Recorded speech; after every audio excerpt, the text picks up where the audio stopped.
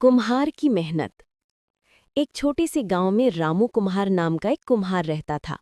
उसके पिता भी मिट्टी के बर्तन बनाते थे और रामू बचपन से ही मिट्टी से सुंदर सुंदर आकृतियां बनाना सीख गया था। लेकिन जैसे जैसे समय बदला, गांव में लोग प्लास्टिक और स्टील के बर्तन खरीदने लगे। रामू के मिट्टी के बर्तन अब कम बिकते थे। एक दिन रामू उदास बैठा था। उसे लगा कि शायद अब उसका काम बेकार हो गया है। तभी उसके दादाजी आए और बोले, बेटा, मिट्टी कभी बेकार नहीं होती, उसे बस नई सोच की जरूरत होती है। रामू ने सोचा, नई सोच?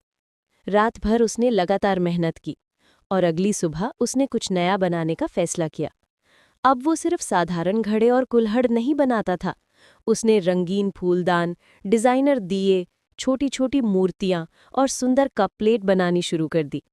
उसने उन पर अलग अलग रंगों से कला भी बनाई। उसके बर्तन अब पहले से कहीं ज्यादा सुंदर दिखते थे।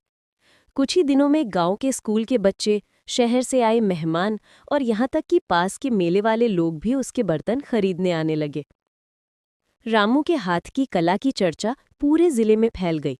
एक दिन जिला मेले में उसके बनाए सामान की सबसे ज्यादा बिक्री हुई।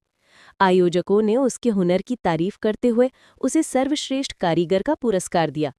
पुरस्कार लेते समय रामू की आंखों में खुशी के आंसू थे। उसने दादाजी को गले लगाकर कहा, आप सही कहते थे दादाजी, मिट्टी बेकार नहीं होती, बस नया रूप चाहिए।